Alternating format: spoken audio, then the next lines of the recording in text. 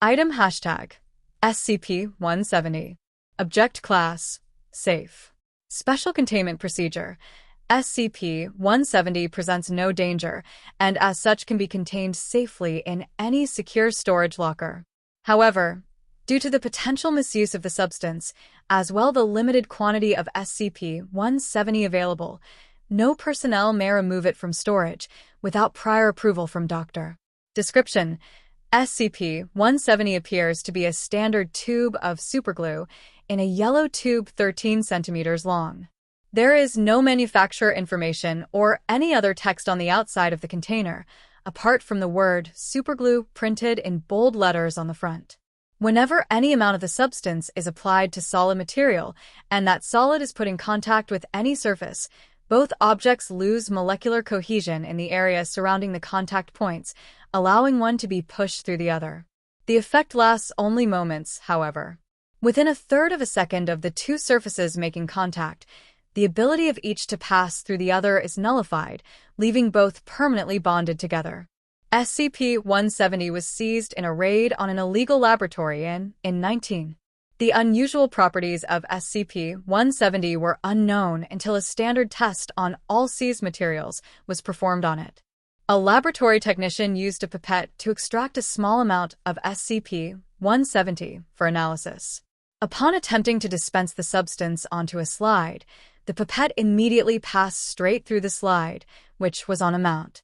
Further tests were run upon the pipette/slide, and it was discovered that they were bonded on the molecular level. Upon hearing of this, SCP personnel were dispatched to confiscate all seized materials. Notable tests. Test 04.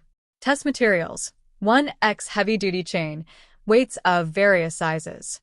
Procedure: a small amount of SCP-170 was applied to the last link of the chain, which was then bonded to the reinforced ceiling of Containment Area 17F. Weights of various sizes were then hung on the chain to determine the structural failing point of the bond. Results: after approximately 9 metric tons were suspended, the chain finally snapped, but not at the bond point. It snapped at the 9th link from the bottom. All links apart from the one embedded in the ceiling were tested and showed signs of distortion and stretching. However, the bond point in the ceiling showed no sign of weakness or separation of chain and ceiling. Test 07. Test materials: 2x identical cubes of 24-karat gold, as close to 100% pure as possible. Procedure: using robotic arms to ensure perfect alignment, Cube 1, the cube with SCP-170 applied, was pushed completely through Cube 2, leaving what appeared to be one gold cube equal in size to either of the original cubes. Results: upon examination of the sole remaining cube, it was found to have a density of 38.6 grams per cm3, which is precisely twice the density of gold. Even melting the sample did nothing to change this, as the resulting liquid gold also had the same density. This implies that the substances don't displace each other. Every atom is accounted for. Analysis of the atoms has proven that they are regular gold atoms, implying that they don't undergo nuclear fusion to accomplish the increase in density. The atoms are simply packed into a smaller space than the laws of physics would seem to allow. In light of this experiment, Dr. has requested permission to use SCP-170 to glue 2 pieces of uranium together to make a more fissile sample. Due to the obvious safety concerns this poses, this request was denied. Test 12.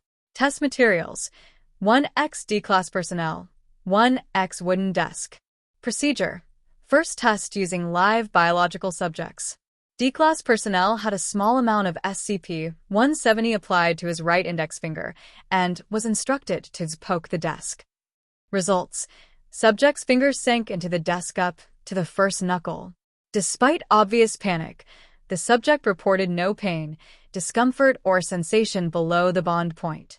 However, his finger quickly began swelling and turned purple as his circulatory system continued pumping blood to an area that could no longer return it. Finger was amputated between the first and second knuckle. Test 19.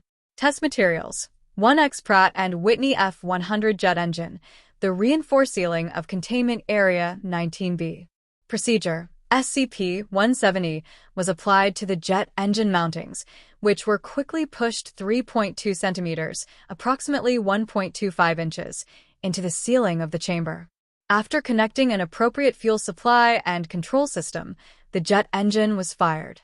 Results: the engine was run continuously at high speed for 40 minutes, while cameras monitored the join point for any signs of stress.